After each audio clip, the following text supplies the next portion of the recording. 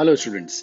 आज हम डिस्कशन करेंगे कुछ एप्लीकेशंस पर, किन की, इंडक्टिव इफेक्ट की, रेजोनेंस इफेक्ट की और हाइपर कॉन्जुगेशन की। बिल्कुल इजी है, हम सब कुछ देख चुके हैं, सिर्फ कनेक्ट करता हूं मैं आपको। देखिए, स्टेबिलिटी ऑफ कार्बोकैटायंस, आप जानते हैं जब भी कार्बन के ऊपर प्लस साइन हो तो वो कार्बोकैटायन कहलाता है। शर्त ये कि चारों तरफ कार्बन वाले ही एल्किल ग्रुप्स, मतलब इन शॉर्ट एल्किल ग्रुप्स ही होने चाहिए, है ना, कुछ और नहीं होना चाहिए। चारों तरफ एक कार्बन डायरेक्टली कार्बन से अटैच्ड होना चाहिए, और अगर फिर कार्बन के ऊपर प्लस साइन है तो फिर वो कार्बोकैटायन कहलाता है। मतलब कार्बोकैटायंस में बेसिकली कार्बन और हाइड्रोजन ही होने चाहिए, और कार्बन पे अगर प्लस साइन आ जाता है तो फिर वो कार्बोकैटायंस है। अब प्लस साइन जिस कार्बन पर है वो कार्बन डायरेक्टली 3 कार्बन से अटैच्ड है, तो ये टर्शरी हो गया, इस हिसाब से ये सेकेंडरी हो गया क्योंकि 2 से अटैच्ड है, और ये प्राइमरी हो गया, और ये नो डिग्री कार्बोकैटायन है, मतलब इसलिए हम इसे सिंपली मिथाइल कार्बोकैटायन भी कहते हैं। अब स्टेबिलिटी की बात करते हैं। देखिए, ये सब इंटरमीडिएट होते हैं, चार्ज स्पीशीज कोई स्टेबल नहीं होती। During the course of the reaction ये बनते हैं और उसी दौरान फिर प्रोडक्ट्स में चले जाते हैं। लेकिन जो इंटरमीडिएट जितना ज्यादा स्टेबल होता है वो इंटरमीडिएट पहले बनता है, इस वजह से ये रिएक्शन जल्दी कंप्लीट हो जाती है जिसमें स्टेबल इंटरमीडिएट बन रहा होता है। रेट ऑफ रिएक्शंस को निकालने के लिए ये चीजें बहुत काम में आती है। क्लास 12th में हम एक चैप्टर पढ़ेंगे,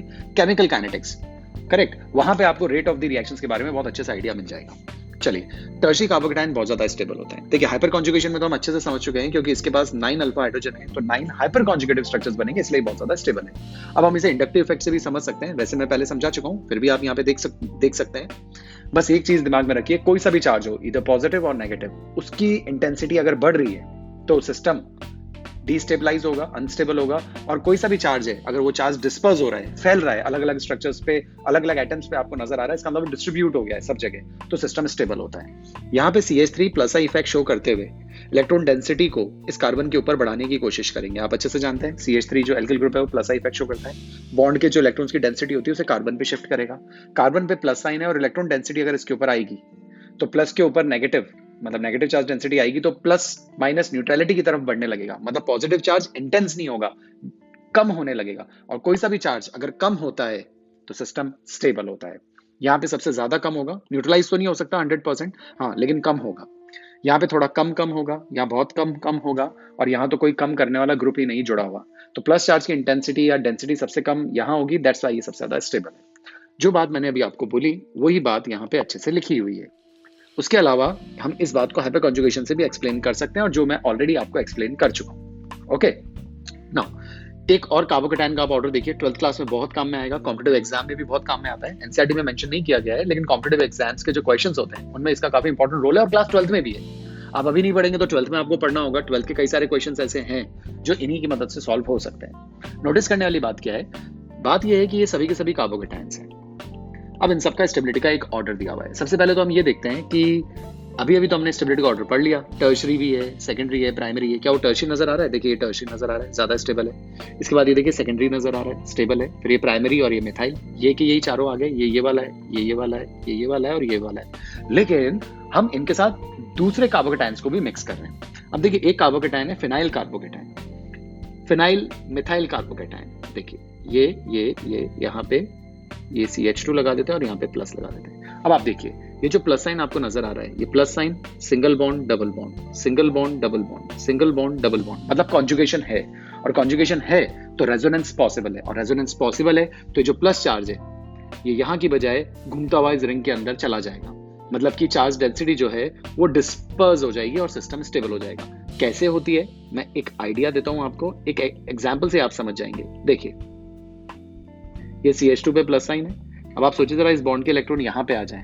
जब इस बॉन्ड के इलेक्ट्रॉन यहाँ पे आ जाएंगे, देखना गलती क्या होती है वो भी आप समझ सकते हैं। तो हम यू देखेंगे कि इस बॉन्ड के इलेक्ट्रॉन अगर यहाँ शिफ्ट हो जाएं तो यहाँ पे तो कौन सा साइन आ जाएगा? नेगेटिव। पीछे कौन सा साइन आ जाएगा? पॉजिटिव। और सामने भी कौन है? पॉजिटिव। तो ये स्ट्रक्चर तो हो गया गलत, क्योंकि दो सेम साइन सामने नहीं आने चाहिए। तो अब क्या किया जाए? तो अब हम एक काम करते हैं, एरो को उल्टा शिफ्ट करने की कोशिश करते हैं, शायद उससे काम बन जाए। राइट, इस बार हम एरो को यूं घुमा देते हैं, यूं इधर शिफ्ट कर देते हैं। अब मैं जैसे ही उधर शिफ्ट करूंगा तो आप नोटिस कीजिए, ये बॉन्ड सही है, ये बॉन्ड सही है। अब यहाँ पे प्लस साइन आ जाएगा क्योंकि टेल है, और इलेक्ट्रॉन्स यहाँ आ जाएंगे माइनस, और सामने CH2 पे प्लस है तो माइनस प्लस मिलकर एक बॉन्ड बना लेंगे, बीच में बॉन्ड बन जाएगा। एक बॉन्ड तो था ही, प्लस भी था, माइनस प्लस बॉन्ड बना लेंगे। तो जो प्लस चार्ज अभी CH2 के ऊपर था वो प्लस चार्ज यहाँ आ गया। अब इसी एरो को अगर मैं यहाँ शिफ्ट कर दूं, मतलब इस तरीके से इलेक्ट्रॉन डेंसिटी यहाँ शिफ्ट कर दूं, तो यहाँ पे माइनस, सामने प्लस, तो बॉन्ड बन जाएगा, और ये जो प्लस साइन है ये प्लस साइन अब यहाँ आ जाएगा। अपने रेजोनेटिंग स्ट्रक्चर में देखिए, ये बात अच्छे से देखिए, राइट ना। तो कहने का मतलब क्या है? कहने का मतलब है जो प्लस चार्ज है ये केवल CH2 पे ना रुक कर ये इस ऑर्थो पोजीशन पे आ रहा है, फिर रेजोनेंस होगा तो पैरा पोजीशन पे आ जाएगा, फिर रेजोनेंस होगा तो ऑर्थो पोजीशन पे आ जाएगा अगेन। यानी कहने का मतलब प्लस चार्ज जो है वो डिस्पर्स हो गया, फैल गया, और जब चार्ज डिस्पर्स हो जाता है तो सिस्टम स्टेबल हो जाता है। तो अगर एक रिंग होगी, ठीक है, तो डिस्पर्जन हो ही रहा है। अगर आप सोचिए जरा, 2 रिंग हो तो क्या डिस्पर्जन होगा कि नहीं होगा? बिल्कुल होगा, और अच्छा होगा। जब ये इधर जा सकता है तो फिर इधर भी जा सकता है। और जब 3 होंगी रिंग्स तो क्या और डिस्पर्जन अच्छा पॉसिबल है? Answer is yes. तो 3 वाला तो सबसे ज्यादा स्टेबल होगा। और हमेशा ध्यान रखिए, रेजोनेंस जो होता है that is always dominating over hyper conjugation, and hyper conjugation is always dominating over inductive effect. अगर इन तीनों में कभी रेस हो, डिग्री सेम हो और रेस चल रही हो, तो हमेशा रेजोनेंस डोमिनेटिंग होता है, और इसी के कारण स्टेबलाइजिंग इफेक्ट सबसे ज्यादा माने जाते हैं, उसके बाद हाइपर कॉन्जुगेशन के, और उसके बाद इंडक्टिव इफेक्ट के। फाइन। तो अब नोट करने वाली बात क्या है, जो नीचे कार्बोकेटायन का ऑर्डर लिखा हुआ है, अब आप उसको देखिए गौर से। उस ऑर्डर को जब आप देखेंगे तो इस ऑर्डर के अंदर सबसे आगे ट्राइफेनाइल मिथाइल कार्बोकेटायन बना हुआ है। 3 फिनाइल, पीएच का मतलब होता है फिनाइल रिंग। फिनाइल रिंग मतलब ये बेंजीन रिंग जो होती है ना, एक वैलेंसी फ्री, ये फिनाइल हो गया। 3 है तो इस कार्बन से एक इधर भी जुड़ी हुई है, एक ऊपर भी जुड़ी हुई है, ठीक है, और इस पे प्लस साइन है। ऑब्वियसली ये सबसे ज्यादा स्टेबल होगा सेकेंडरी वाला, सॉरी टर्शरी वाला, उससे कम स्टेबल सेकेंडरी वाला, उससे कम स्टेबल प्राइमरी वाला। तो ये आ गया टर्शरी, सेकेंडरी बेंजाइल है, और ये प्राइमरी भी है। फाइन, तो बिल्कुल ठीक है। टर्शरी वालों का देखें, एल्किल ग्रुप वालों का देखें तो टर्शरी सबसे ज्यादा, सेकेंडरी से कम, प्राइमरी सबसे कम, मिथाइल उससे भी कम। बात बिल्कुल सही है। लेकिन जब ये मिक्स हो जाते हैं, आपस में मिक्स हो जाते हैं, तो ये चीजें याद रखने वाली है। करेक्ट। यहाँ पे नो डाउट रेजोनेंस है, लेकिन ये प्राइमरी कैटेगरी का है। नो डाउट यहाँ पे रेजोनेंस नहीं है, यहाँ पे हाइपर कॉन्जुगेशन है, यहाँ पे इंडक्टिव इफेक्ट है, लेकिन ये कंडीशन कौन सी है? टर्शरी। तो आपको ये चीज ध्यान रखनी होगी कि ऐसा एकदम सिस्टमैटिक ऑर्डर नहीं होता कि पहले सारे फिनाइल वाले आ गए, फिर मिथाइल वाले आ गए, फिर दूसरे वाले आ गए। ऐसा नहीं होता। जब हम इन सबको आपस में अरेंज कर देते हैं, मिक्स कर देते हैं, तो टर्शरी वाले का hyper conjugation inductive effect resonance effect के ऊपर डोमिनेटिंग हो जाता है, क्योंकि यहाँ पे रेजोनेंस केवल एक फिनाइल रिंग के कारण, और यहाँ पे हाइपर कॉन्जुगेशन 9 अल्फा हाइड्रोजन की वजह से हो रहा है, इसलिए ये इफेक्ट डोमिनेटिंग हो जाता है। इसीलिए मैं आपसे यही कहता हूँ, और कॉम्पिटिटिव जब हम पढ़ते हैं तभी मैं स्टूडेंट्स को यही कहता हूँ कि ये ऑर्डर्स आपको याद रखने होंगे। फाइन, क्योंकि यहाँ पे मिक्स्ड आंसर्स हैं, मिक्स मतलब मिक्स्ड इफेक्ट्स हैं, सारे इफेक्ट्स काम कर रहे हैं। हाँ, अकेले ये तीनों होते तो जवाब आ जाता, ये अकेले थे तो आपने जवाब ऊपर देखा ही है, लेकिन मिक्स कर देने के बाद ये केस आपको ध्यान रखना होगा। ओके, उसके बाद हम बात करते हैं यहाँ पे। देखिए यहाँ पे प्लस साइन है, यहाँ पे भी रेजोनेंस पॉसिबल है। कैसे रेजोनेंस पॉसिबल है? इस बॉन्ड के इलेक्ट्रॉन आप यहाँ शिफ्ट कर दीजिए, जैसे यहाँ शिफ्ट करेंगे तो इस पे कौन सा साइन आएगा? नेगेटिव। सामने कौन सा साइन है? पॉजिटिव। नेगेटिव पॉजिटिव क्या बना लेंगे? बॉन्ड बना लेंगे, और पीछे प्लस आ जाएगा। देखिए इसका स्ट्रक्चर बना के दिखाता हूँ मैं आपको। ये देखिए, ये इस पे प्लस आ जाएगा, क्योंकि इस बॉन्ड के इलेक्ट्रॉन जैसे आप यहाँ शिफ्ट करेंगे तो माइनस प्लस सामने सामने बॉन्ड बन जाएगा, और पीछे प्लस साइन आ जाएगा। Got it? तो इस तरीके से यहाँ पे भी रेजोनेंस पॉसिबल है, इसलिए ये स्टेबिलिटी में यहाँ आता है। इस स्पेसिफिक ग्रुप को हम कहते हैं अलाइल ग्रुप, याद रखिएगा। इसके हिसाब से अब हम आगे आए तो इस पे कोई इफेक्ट ही नहीं था, और अगर इस पे बात करें तो ये विनाइल ग्रुप कहलाता है। मतलब डबल बॉन्डेड कार्बन पे अगर देखा जाए तो ये लोन पेयर आ गया ना, और सॉरी ये मैंने क्या किया है, नहीं नेगेटिव नहीं है, पॉजिटिव होगा ना, तो मैं उसको चेंज कर देता हूँ, क्योंकि कार्बोकेटायंस के ऊपर बात हो रही है ना, दैट्स व्हाई। ये विनाइल कार्बोकेटायन, तो प्लस लगा रहे तो लोन पेयर भी नहीं आएगा, तो ये लीजिए विनाइल कार्बोकेटायन। और ये जो विनाइल कार्बोकेटायन है, विनाइल ग्रुप है, ये तो हाईली अनस्टेबल होता है, क्योंकि इसमें किसी भी टाइप का रेजोनेंस पॉसिबल नहीं है। क्यों नहीं है? क्योंकि कॉन्जुगेशन की कंडीशन नहीं है। प्लस साइन जिस कार्बन पर है उसी पे डबल बॉन्ड है। यहाँ पे प्लस साइन जिस कार्बन पर है, एक छोड़कर फिर डबल बॉन्ड है, तो इसे कहते हैं कॉन्जुगेशन। कॉन्जुगेशन में रेजोनेंस पॉसिबल है, ऐसे में रेजोनेंस पॉसिबल नहीं है। तो इंडिपेंडेंटली देखा जाए तो ये ऑर्डर आपको पता है, इंडिपेंडेंटली देखा जाए तो ये ऑर्डर भी आपको पता है, ये वाला भी, और इंडिपेंडेंटली देखा जाए तो इसको और इसको अगर हम कंपेयर करें तो भी आपको पता है। बोर्ड्स लेवल पे तो अगर इन दोनों को कंपेयर करेंगे तो आप साफ कह देंगे इसमें रेजोनेंस हो रहा है, इसमें नहीं हो रहा, जवाब आ जाएगा। इनको आपने अभी अभी ऊपर देखा है, और इनको मैंने अभी अभी आपको बता दिया कि 3 फिनाइल रिंग है तो ज्यादा रेजोनेंस होगा, लेकिन मिक्स कर देने के बाद ये ऑर्डर आपको याद रखना होता है। ओके, तो इसके अंदर हाइपर कॉन्जुगेशन, इंडक्टिव इफेक्ट और रेजोनेंस इफेक्ट तीनों को मिला देते हैं, तब जाकर ये ऑर्डर आपको मिलता है। याद रखेंगे उतना आसान रहेगा।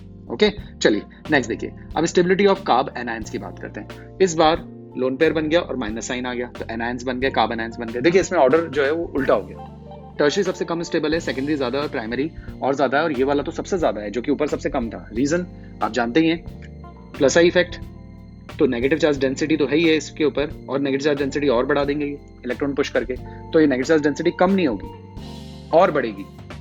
और चार्ज जितना ज्यादा इंटेंसिफाई होता है सिस्टम उतना ज्यादा अनस्टेबल होता है। तो यहाँ पे 3 ग्रुप बढ़ाएंगे चार्ज, यहाँ पे 2 ही बढ़ाएंगे, यहाँ पे 1 ही बढ़ाएगा और यहाँ तो कोई चार्ज बढ़ाने वाला ही नहीं है। That's why order of stability ये होता है। बहुत इंपॉर्टेंट क्वेश्चन है और जो स्टेटमेंट है वो यहाँ पे लिखी हुई है, जो की बात मैंने बोली थी आपको। The plus I group increases the negative charge on the carbon bye donating negative charge density through positive inductive effect. Thus we can say more the plus I group, lower will be the stability of carb anions, जबकि carb हो cations में उल्टा था। एक case ये भी competitive exam में आ चुका है। ये इथाइन से बना हुआ कार्ब एनायन है, ये इथीन से बना हुआ है और ये इथेन से बना हुआ कार्ब एनायन है। सबसे H प्लस हटा दीजिए तो पीछे माइनस आ जाएगा और एक लोन पेयर आ जाएगा। इथाइन से इथाइनाइड बन गया, आइड लगा देते ना जब माइनस साइन आता है तो, क्लोराइड, सल्फाइड, ऑक्साइड ऐसे। इथीन से तो इथेनाइड और इथेन से तो इथेनाइड आयन है। अब पूछा जाता है इन तीनों में से कौन सा कार्बन आयन सबसे ज्यादा स्टेबल है। देखिए एक रूल और होता है कि अगर negative sign more electronegative species पे होता है तो वो स्पीशीज ज्यादा स्टेबल मानी जाती है, क्योंकि मोर इलेक्ट्रोनेगेटिव जो स्पीशीज है उसकी टेंडेंसी ये होगी कि वो नेगेटिव चार्ज को रख सकती है, क्योंकि वो नेचर से इलेक्ट्रोनेगेटिव है। फाइन, तो अब डाउट ये आता है कि यहाँ तो कार्बन तीनों सेम है, तो तीनों कार्बन की सेम इलेक्ट्रोनेगेटिविटी होगी। Answer is no. हमने पहले भी पढ़ा है कि कार्बन अगर ट्रिपल बॉन्ड से जुड़ा रहता है तो उसकी हाइब्रिडाइजेशन sp होती है और sp हाइब्रिडाइज्ड कार्बन में s कैरेक्टर 50% होता है, इस वजह से उसकी इलेक्ट्रोनेगेटिविटी ज्यादा होती है। बात हम ऑलरेडी देख चुके हैं। तो इसमें sp हाइब्रिडाइज्ड कार्बन एटम है, इसमें sp2 है और इसमें sp3 हाइब्रिडाइज्ड कार्बन एटम है। और जो sp हाइब्रिडाइज्ड कार्बन एटम होता है वो ज्यादा इलेक्ट्रोनेगेटिव होता है और ज्यादा इलेक्ट्रोनेगेटिव स्पीशीज के ऊपर नेगेटिव साइन ज्यादा स्टेबल होता है। दैट्स व्हाई ये आयन सबसे ज्यादा स्टेबल है, उससे कम ये वाला आयन है और सबसे कम ये वाला है। Negative charge is more stable on more electronegative atom. क्यों, मैंने फिर बता दिया है। इसकी हाइब्रिडाइजेशन sp, इसकी sp2 और इसकी sp3। s कैरेक्टर केवल 25% है, यहाँ पे s कैरेक्टर 50% है। जितना ज्यादा s कैरेक्टर उतनी ज्यादा इलेक्ट्रोनेगेटिविटी। आई होप बात समझ में आई होगी। चलिए नेक्स्ट देखते हैं। नेक्स्ट अगर हम देखें तो देखिए वही फिनाइल ग्रुप्स आ गए, ठीक है। और ये वाला ऑर्डर अभी अभी आप ऊपर देखा है आपने, ठीक है। CH3 सबसे ज्यादा स्टेबल होता है, ये वाला आपने देख लिया, करेक्ट।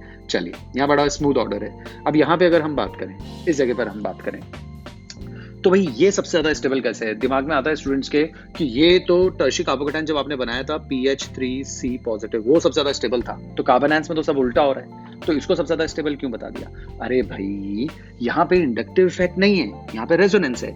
रेजोनेंस को चार्ज से मतलब नहीं होता, रेजोनेंस को कॉन्जुगेशन से मतलब होता है। अब यहाँ पे देखिए, ये मान लीजिए मैंने रिंग बनाई, यहाँ पे लिखा CH2, ये इस वाले की बात कर रहे हैं, है ना। और यहाँ पे एक लोन पेयर है और साइन कौन सा है, नेगेटिव है। अब आप रेजोनेंस देखिएगा, इस बॉन्ड के इलेक्ट्रॉन, अच्छा मैं उल्टा बनाता हूँ तो ज्यादा बेटर समझ आएगा आपको, ऊपर की तरफ लिख देता हूँ ना। तो हमने सारे स्ट्रक्चर ऐसे ही प्रैक्टिस किए ना, दैट्स व्हाई। ये लीजिए माइनस है। अब देखिए इस बॉन्ड के इलेक्ट्रॉन अगर यहाँ शिफ्ट हो जाए तो इस पे तो कौन सा साइन आ जाएगा, जिस पे शिफ्ट हो रहे हैं, ये यूं ही यहाँ पे नेगेटिव आ जाएगा। पीछे कौन सा साइन आ जाएगा, इस जगह पे पॉजिटिव। सामने ऊपर कौन है, CH2 पे नेगेटिव। नेगेटिव पॉजिटिव मिलके क्या बना लेंगे, बॉन्ड। और ये नेगेटिव चार्ज जो इसके ऊपर था वो अब यहाँ आ गया। अब आपको अच्छे से पता है जब यहाँ है तो फिर यहाँ आ सकता है और यहाँ है तो यहाँ आ सकता है। तो अगर एक रिंग होगी तो चार्ज डिस्पर्स तो हो रहा है, फैल तो रहा है। 2 रिंग होगी तो ज्यादा फैलेगा, 3 रिंग होगी तो और ज्यादा डिस्पर्स हो जाएगा और सिस्टम और ज्यादा स्टेबल हो जाएगा। दैट्स व्हाई टर्शियरी जो फिनाइल कार्ब एनायंस होते हैं वो बहुत ज्यादा स्टेबल होते हैं, क्योंकि इनमें हाई एक्सटेंट ऑफ रेजोनेंस होता है। 3 रिंग की वजह से, यहाँ पे 2 रिंग की वजह से रेजोनेंस आ रहा है, यहाँ पे 1 रिंग की वजह से रेजोनेंस आ रहा है। तो यहाँ पे रेजोनेंस से आंसर दिया जाता है, यहाँ पे चार्ज से कोई लेना देना नहीं है। ओके, चार्ज से आप करेंगे भी क्या, रेजोनेंस बता रहे हैं। रेजोनेंस प्लस के कारण भी होता है और माइनस के कारण भी होता है, अभी अभी आपने देखा। दैट्स व्हाई सबसे ज्यादा स्टेबल, ये उससे कम स्टेबल और ये सबसे कम स्टेबल, करेक्ट। और इनका ऑर्डर तो अभी आपने ऊपर देख ही लिया कि ये तो सभी के सभी अनस्टेबल ही हैं। क्यों अनस्टेबल हैं ये सब के सब, क्योंकि इन सब पे नेगेटिव चार्ज डेंसिटी, ये एल्किल ग्रुप इलेक्ट्रॉन पुश करके बढ़ा रहा है। इस वजह से इन सबसे तो ये स्टेबल है, क्योंकि इसमें कोई इफेक्ट काम नहीं कर रहा, नेचुरल कार्ब एनायन है। तो ये तीनों इफेक्ट्स में तो कार्ब एनायन के ऊपर नेगेटिव डेंसिटी बढ़ाई जा रही है, इन तीनों के अंदर कम हो रही है, फैल रही है। इसमें कुछ नहीं हो रहा, इसलिए बीच में आ गया, बढ़ाने वाले पीछे आ गए और डिस्पर्स करने वाले चार्ज को आगे आ गए। दैट्स व्हाई ये ऑर्डर हमें मिलता है, बहुत काम का है। इस साल तो आपको एप्लीकेशंस बहुत रेयर देखने को मिलेगी। क्वेश्चन अगर आएगा अभी तो डायरेक्ट आता है, ऐसे इनडायरेक्ट क्वेश्चंस नहीं आते। लेकिन हाँ, 12th क्लास में तो काफी हेल्पफुल रहेगा आपके लिए। जो नीचे वाला क्वेश्चन है ना, ये भी कॉम्पिटिटिव एग्जाम का क्वेश्चन है। देखिए इस क्वेश्चन को देखिए, काफी अच्छा क्वेश्चन है। ये क्वेश्चन दे रखा है और इसमें ये पूछा है कि सभी के सभी कार्बन आयंस हैं, इनकी स्टेबिलिटी का ऑर्डर बताइए। स्टेबल वही कार्बन आयन होगा जिसके ऊपर नेगेटिव चार्ज डेंसिटी बढ़ जाएगी, कम हो जाए, कम हो जाए। कम कब होगी, जब कोई खींच ले। जो चीज कॉमन होती है उससे कभी जवाब नहीं आता, जो चीज कॉमन होती है उससे कभी जवाब नहीं आता, अनकॉमन चीजों से ही जवाब लगेगा। अब आप दिमाग लगाइए, NO2 जो होता है उसका कैसा इफेक्ट होता है, हमने पहले पढ़ लिया है। It shows -I effect, correct. -I और -R ये खींचेगा, पावरफुली खींचेगा इलेक्ट्रॉन्स को अपनी तरफ, और अगर ये पावरफुली अपनी तरफ खींचेगा तो जो ऊपर नेगेटिव चार्ज डेंसिटी है उसको अपने पास खींच लेगा और उसको कम कर देगा, इसलिए देखिए सबसे ज्यादा स्टेबल आ रहा है। बात करते हैं Cl की। Cl भी एक इलेक्ट्रोनेगेटिव स्पीशीज है और अपनी तरफ विड्रॉ करती है, नॉट एन इश्यू, ठीक है, लेकिन इसकी विड्रॉइंग पावर उतनी अच्छी तो नहीं है जितनी अच्छी NO2 की थी। दैट्स वाई ये भी नेगेटिव चार्ज डेंसिटी कम तो करेगा लेकिन उतनी नहीं जितना कि NO2 कर रहा था, तो उससे पीछे हो गया। यहाँ तो कोई इफेक्ट ही नहीं है कम करने वाला, तो ये यहाँ आ गया। CH3 आप अच्छे से जानते हैं हाइपर कॉन्जुगेशन के थ्रू ये इलेक्ट्रॉन डेंसिटी खींचता नहीं है, सामने वाले को दे देता है। हमने सारे स्ट्रक्चर्स देख लिए हैं, दे देता है, पुश करेगा ऊपर की तरफ तो नेगेटिव चार्ज डेंसिटी बढ़ेगी और सिस्टम अनस्टेबल होगा। और बात करते हैं OCH3 ग्रुप की। अब ढंग से देखें, यहाँ पे जो ऑक्सीजन है उस ऑक्सीजन के ऊपर लोन पेयर्स प्रेजेंट है, ओके, और अगर लोन पेयर प्रेजेंट होंगे और जिस भी चीज के ऊपर लोन पेयर प्रेजेंट होते हैं वो इलेक्ट्रॉन्स को सामने वाले के ऊपर शिफ्ट करने की कोशिश करते हैं, और जब ये इलेक्ट्रॉन्स को सामने वाले के ऊपर शिफ्ट करने की कोशिश करेंगे तो ऊपर नेगेटिव चार्ज डेंसिटी को बढ़ाएंगे, और ऊपर नेगेटिव चार्ज डेंसिटी बढ़ेगी तो आप समझ गए होंगे कि क्या होगा। देखिए कैसे, क्योंकि लोन पेयर से जब भी आप जाते हैं, आप ध्यान कीजिए, जब भी लोन पेयर होता है तो हमने रेजोनेंस किया था तो हमने कहा था एक नेगेटिव यहाँ आ जाता है, फिर एक बार नेगेटिव यहाँ आ जाता है, फिर एक बार नेगेटिव यहाँ आ जाता है, तो नेगेटिव नेगेटिव आमने सामने आ रहे हैं, मतलब सिस्टम डिस्टेबलाइज हो रहा है, अनस्टेबल हो रहा है। तो दैट्स वाई ये प्लस आर इफेक्ट की वजह से इसके ऊपर नेगेटिव चार्ज डेंसिटी को और बढ़ाने की कोशिश करेगा और ये और बढ़ेगी तो सिस्टम डिस्टेबलाइज हो जाएगा। तो पॉइंट अराइज, ये सबसे ज्यादा क्यों है, क्योंकि ये खींचता भी है, -I भी शो करता है और -R भी शो करता है, क्योंकि इसके ऊपर लोन पेयर नहीं है। तो सबसे बेहतरीन Cl की बात करें तो Cl +R भी शो करता है क्योंकि इसके ऊपर लोन पेयर है, करेक्ट, लेकिन ये -I भी बहुत अच्छा शो करता है। इसका +R ठीक है लेकिन इसका -I भी बहुत अच्छा है, और -I बहुत अच्छा होने की वजह से हमने इसको आगे की तरफ रखा है। ओके, इसके बाद ये आ गया। इसके बाद अगर हम बात करें तो ये ग्रुप तो आ ही गया क्योंकि तो सिर्फ रिलीज ही कर रहा है, और यहाँ पे नो डाउट जो O है वो अपनी तरफ खींचता तो है, ठीक है, लेकिन ये दे भी तो रहा है, रेजोनेंस के थ्रू दे भी रहा है, और इसकी जो खींचने की पावर है, अपनी तरफ खींचने की जो पावर है वो उतनी अच्छी नहीं है जितना कि इसकी डोनेट करने की पावर होती है। इसीलिए ऑर्डर जो आपको मिलता है वो ये मिलता है। तो बात समझ में आ गई होगी। इस केस में -I -R, इस केस में +R तो है, लेकिन हमेशा हेलोजेंस का -I बहुत डोमिनेटिंग होता है। हेलोजेंस के केस में आप ये ध्यान रखेंगे, इनका -I हमेशा इनके +R से बहुत डोमिनेटिंग होता है, क्योंकि इनका साइज काफी बड़ा होता है ना, तो इफेक्टिव डोनेशन करके प्रॉपर बॉन्ड्स नहीं बना पाते। Cl जैसे ही है, यहाँ पे अगर आप बात करो ऑक्सीजन है, ऑक्सीजन का साइज छोटा है तो यहाँ प्रॉपर डोनेशन करके बॉन्ड्स बनाए जा सकते हैं, डबल बॉन्ड कैरेक्टर लाया जा सकता है। इसलिए ध्यान रख लीजिए Cl जो है उसका वेरी स्ट्रॉन्ग -I इफेक्ट होता है। दैट्स वाई ये आ गए, इसमें कुछ नहीं है, इसमें हाइपर कॉन्जुगेशन है और इसमें +R इफेक्ट है। तो डेंसिटी सबसे ज्यादा यहाँ बढ़ेगी, सबसे कम स्टेबल, यहाँ थोड़ी कम बढ़ेगी, थोड़ा ज्यादा स्टेबल, यहाँ कुछ भी नहीं होगा, जैसी है वैसी रहेगी, यहाँ पे घटेगी और यहाँ सबसे ज्यादा घटेगी नेगेटिव चार्ज डेंसिटी, इसलिए सबसे ज्यादा स्टेबल। फाइन। अब इसी तरीके से स्टेबिलिटी ऑफ फ्री रेडिकल्स को भी डिफाइन किया गया है।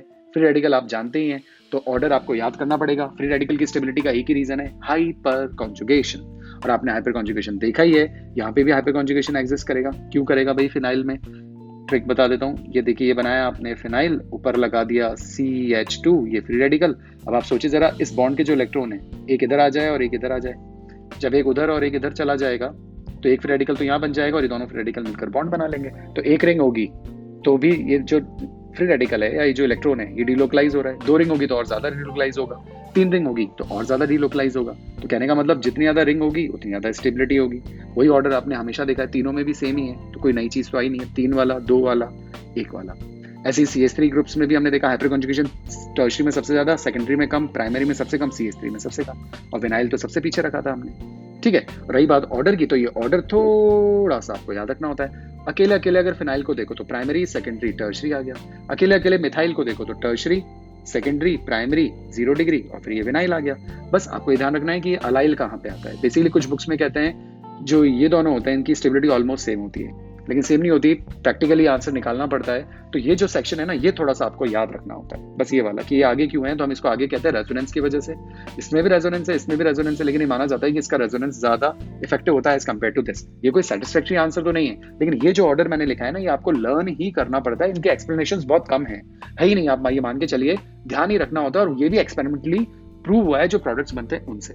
तो ऐसा वाले जो केसेस होते हैं ना, वो आप जितना याद रख लेंगे उतना इजीली आप क्वेश्चंस कर पाएंगे कॉम्पिटिटिव में और क्लास 12th में। अभी कुछ नहीं है, अभी सिर्फ आप ये ध्यान रखिए कि हाँ ये कैसे हो रहा है, क्या हो रहा है, और ऑर्डर लर्न कर सकते हैं तो आप लर्न कर लीजिए। ओके, चलिए कुछ और क्वेश्चन देख लेते हैं। देखिए, एक क्वेश्चन है, arrange the following set of compounds in the order of their decreasing relative reactivity towards electrophile. भाई इलेक्ट्रोफाइल आ रहा है सामने से, उसके टुवर्ड्स बताओ कौन सबसे ज्यादा एक्टिव होगा। भाई वही सबसे ज्यादा एक्टिव होगा जिसकी रिंग के ऊपर नेगेटिव चार्ज डेंसिटी खूब ज्यादा होगी। जितनी ज्यादा नेगेटिव चार्ज डेंसिटी होगी उतना इलेक्ट्रोफाइल पे अटैक होगा। ये हुआ कॉन्सेप्ट। अब नेगेटिव चार्ज डेंसिटी की बात करते हैं। देखिए Cl इलेक्ट्रॉन को प्लस आर इफेक्ट के थ्रू यहाँ डोनेट करेगा और नेगेटिव चार्ज डेंसिटी तो लाएगा, ये तो बहुत अच्छी बात है। यहाँ पे भी Cl है, यहाँ पे भी Cl है, यहाँ पे भी Cl है, तो तीनों के कारण इफेक्ट हो गया कैंसिल। अब देखिए दूसरी चीज क्या है, NO2। NO2 कौन सा इफेक्ट शो करता है आप देख लीजिएगा, -I एंड -R। ये डेंसिटी जो रिंग पे आएगी उस पे रिंग पे नहीं रहने देगा, खुद खींचेगा। 2 NO2 बहुत खतरनाक खींचेंगे, 1 NO2 खींच लेगा, राइट। तो पॉइंट इज सबसे ज्यादा नेगेटिव चार्ज डेंसिटी रिंग पे कब बनी रहेगी? आंसर इज फर्स्ट के केस में, क्योंकि कोई भी उस नेगेटिव चार्ज डेंसिटी को खींचने वाला नहीं है, केवल Cl ही प्लस आर के थ्रू देगा और -I के थ्रू खींचेगा, लेकिन Cl के कारण तो इफेक्ट सारे कॉमन ही है। तो मेन जो है वो नेगेटिव चार्ज डेंसिटी यहाँ पे रहने वाली है। अगले केस में यहाँ पे आएगी तो सही, लेकिन इन दोनों पोजीशन पे NO2 उसको खींच लेंगे अपनी तरफ, तो उतना नेगेटिव चार्ज डेंसिटी रहेगी नहीं रिंग पे, तो इलेक्ट्रोफाइल का अटैक मुश्किल हो जाएगा। ऐसे ही ये आएगा तो ऑर्थो एन पैरा पे, ये NO2 भी खींच लेगा, तो उतनी नेगेटिव चार्ज डेंसिटी यहाँ पे भी नहीं रहने वाली है। तो सबसे ज्यादा कहाँ फील हो रही है? इसमें, तो इसकी एक्टिविटी सबसे अच्छी हो गई। उससे थोड़ी कम यहाँ पे, क्योंकि यहाँ पे एक ही NO2 लगा हुआ है, इसलिए इसकी स्टेबिलिटी थोड़ी सी कम हो गई इससे, और इसकी स्टेबिलिटी तो सबसे कम हो गई क्योंकि यहाँ पे 2 NO2 ग्रुप लगे, ये सबसे ज्यादा इलेक्ट्रॉन डेंसिटी को डिक्रीज करें। फाइन, सेम इसी तरीके से CH3 का कैसा इफेक्ट होता है? CH3 हाइपर कॉन्जुगेशन के थ्रू इलेक्ट्रॉन डेंसिटी बढ़ा देता है, वही ऑर्थो एन पैरा पे, ये बढ़ गई, ठीक है। ये तो बहुत खतरनाक एक्टिव हो गया, रिएक्ट करेगा ही करेगा।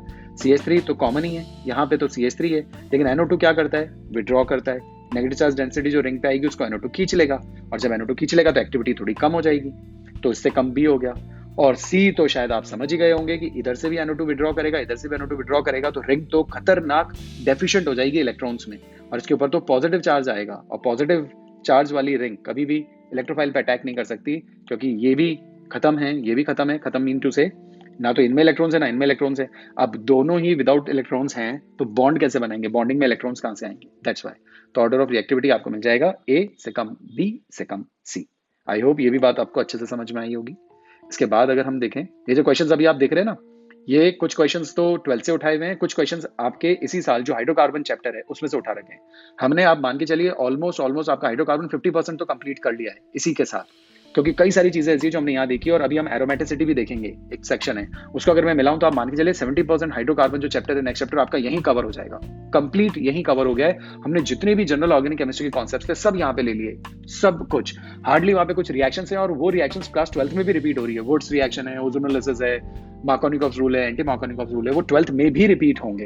फाइन, तो मेन जो समझने लायक चीज है ना वो हमने यहाँ पे कवर कर लिया है, और एरोमेटिसिटी के साथ तो 70% चैप्टर आपका कवर हो जाएगा। ओके, ये क्वेश्चन भी बहुत इंपॉर्टेंट है, समझिए। यहां पे पूछा जा रहा है इन आयंस को स्टेबिलिटी के ऑर्डर से अरेंज कीजिए। भाई स्टेबिलिटी एक ही आंसर है। स्टेबिलिटी का मतलब है जो चार्ज आपको नजर आ रहा है ना उसकी इंटेंसिटी कम हो जानी चाहिए।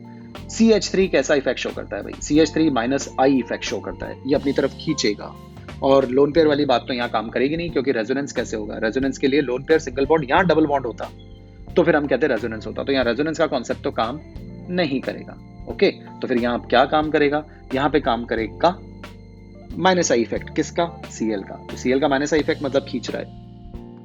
ओके, तो ये Cl यहाँ खींचेगा, ये Cl यहाँ, ये Cl यहाँ। जब तीनों Cl मिलकर खींचेंगे तो ये जो इलेक्ट्रॉन चार्ज डेंसिटी है, नेगेटिव चार्ज डेंसिटी है, ये कम हो जाएगी 3 Cl की वजह से, जबकि 2 Cl उतना कम नहीं कर पाएंगे जितना कि 3 Cl ने किया, और 1 Cl तो बहुत कम करेगा। करेक्ट। तो आप मुझे बताइए ऑक्सीजन के ऊपर जो नेगेटिव चार्ज डेंसिटी है किस केस में सबसे ज्यादा रहेगी? मतलब ऑक्सीजन पे ही रहेगी, कोई खींच नहीं पाएगा इस केस में, क्योंकि एक ही Cl खींच रहा है। यहाँ पे थोड़ी कम हो जाएगी क्योंकि 2 Cl खींच रहा है, और यहाँ बहुत कम हो जाएगी क्योंकि 3 Cl खींच रहे हैं। चार्ज नेगेटिव चार्ज डेंसिटी यहाँ सबसे कम हुई है, इसीलिए स्टेबिलिटी के ऑर्डर में अगर हम बात करें तो A इंक्रीजिंग ऑर्डर बताना है, तो A की स्टेबिलिटी तो सबसे ज्यादा होगी, उससे कम B स्टेबल होगा, और सबसे कम C स्टेबल होगा। आप समझ गए C सबसे कम स्टेबल क्यों होगा? क्योंकि उसके ऊपर नेगेटिव चार्ज डेंसिटी सबसे ज्यादा रहेगी, क्योंकि विड्रॉ करने वाला ग्रुप एक ही है। बात करते हैं इस वाले केस में। इस वाले केस में भी है तो वही O पे माइनस साइन, लेकिन इस बार CH3 है। CH3 इलेक्ट्रॉन विड्रॉ नहीं करते, इलेक्ट्रॉन पुश करते हैं। ये लीजिए, इसने पुश किया, पुश करके नेगेटिव चार्ज डेंसिटी तो बढ़ा देगा ऑक्सीजन के ऊपर, ये तो अनस्टेबल हो गया मॉलिक्यूल। यहाँ पे देखें तो ये तो बढ़ा ही रहा है, साथ में ये बढ़ाने वाला एक और ग्रुप आ गया, तो ये तो और ज्यादा अनस्टेबल हो जाएगा। और शायद अब आप समझ गए होंगे कि ये भी मतलब पुश करेगा, ये भी पुश करेगा और ये भी पुश करेगा, तीनों मिलकर अगर पुश करेंगे तो यहाँ पे तो नेगेटिव चार्ज डेंसिटी इस जगह पर तो और खतरनाक बढ़ जाएगी। और इस केस में अगर सबसे ज्यादा खतरनाक बढ़ गई तो ये सबसे ज्यादा अनस्टेबल हो जाएगा। तो अगर हमसे कहा जाए ऑर्डर बताइए, तो ऑर्डर के हिसाब से इंक्रीजिंग ऑर्डर बताना है स्टेबिलिटी का, तो सबसे ज्यादा स्टेबल इस हिसाब से तो ए ही है, क्योंकि यहाँ पे केवल डेंसिटी बढ़ तो रही है लेकिन एक ही ग्रुप बढ़ा रहा है, इसीलिए ठीक है। जबकि अगर हम बात करें बी की, तो यहाँ 2 ग्रुप बढ़ा रहे हैं तो ये थोड़ा सा अनस्टेबल हो जाएगा, तो बी थोड़ा अनस्टेबल, और सबसे ज्यादा अनस्टेबल तो सी हो जाएगा। आप समझ गए सी सबसे ज्यादा अनस्टेबल क्यों हो गया, क्योंकि सी के केस में सबसे ज्यादा नेगेटिव चार्ज डेंसिटी आ रही है, और नेगेटिव चार्ज डेंसिटी सबसे ज्यादा आएगी, चार्ज जितना ज्यादा इंटेंस होगा स्टेबिलिटी उतनी कम हो जाएगी, करेक्ट। और रिएक्टिविटी की बात करी जाती है तो रिएक्टिविटी का जो ऑर्डर होता है वो जस्ट उल्टा हो जाता है। अगर स्टेबल बहुत ज्यादा है, जैसे कि ए बहुत ज्यादा स्टेबल है रिलेटिवली तीनों में, है ना, स्टेबिलिटी हमेशा रिलेटिव होती है, ये सब इंटरमीडिएट्स हैं। तो अगर सी सबसे ज्यादा स्टेबल है या सी सबसे कम स्टेबल है, जैसे हम इस वाले केस में बात करते हैं, तो इस वाले केस में ए सबसे ज्यादा स्टेबल है, तो स्टेबिलिटी सबसे आगे, और मैं पूछूं रिएक्टिविटी, तो रिएक्टिविटी सबसे कम हो जाएगी, क्योंकि जो चीज जितनी ज्यादा स्टेबल होती है उसकी रिएक्टिविटी उतनी ही कम होती है, स्टेबल चीजें कम रिएक्ट करती है। तो ये ऑर्डर आपको आ गया। तो यहाँ पे रोल किसका आया, यहाँ पे रोल आया प्लस आई और माइनस आई इफेक्ट का। ये सब माइनस आई इफेक्ट शो कर रहे हैं, इस वजह से ये ऑर्डर मिला स्टेबिलिटी का, क्योंकि इसने सबसे ज्यादा नेगेटिव चार्ज को खींचा है, इसलिए ये सबसे ज्यादा स्टेबल होगा, चार्ज सबसे ज्यादा गायब यही करेगा। दैट्स वाई यहाँ पे ये सबसे ज्यादा स्टेबल था। यहाँ पे ये सबसे ज्यादा स्टेबल इसलिए है क्योंकि ये इलेक्ट्रॉन डेंसिटी पुश करके इसके ऊपर बढ़ा तो रहा है, लेकिन केवल एक ग्रुप बढ़ा रहा है, यहाँ पे 2 बढ़ा रहे हैं और यहाँ 3 बढ़ा रहे हैं, तो ये सबसे ज्यादा अनस्टेबल होगा। ये ऑर्डर आपको यहाँ मिल गया। और ध्यान रखिए stability is inversely proportional to reactivity, जो जितना ज्यादा स्टेबल होगा वो उतना ही कम रिएक्टिव होगा। तो आई होप आपको ये सारे एग्जांपल्स अच्छे से समझ में आए होंगे। इनके अंदर हमने हाइपर कॉन्जुगेशन, इंडक्टिव इफेक्ट और रेजोनेंस इफेक्ट को यूज किया। इसके बाद हम इलेक्ट्रोमैग्नेटिक इफेक्ट और एरोमेटिसिटी पढ़ेंगे, और फिर कुछ क्वेश्चंस प्रैक्टिस करेंगे स्टेबिलिटी के, और उनमें नए नए क्वेश्चंस देखेंगे। काफी इंपॉर्टेंट सेक्शन रहेगा वो भी, और ये सारी चीजें आपके 12th में बहुत काम में आएंगी। ओके गाइस, तो आज के लिए इतना ही है। अच्छे से आप इसके नोट्स बना लीजिएगा। नेक्स्ट वीडियो में फिर मिलते हैं। Okay, thank you.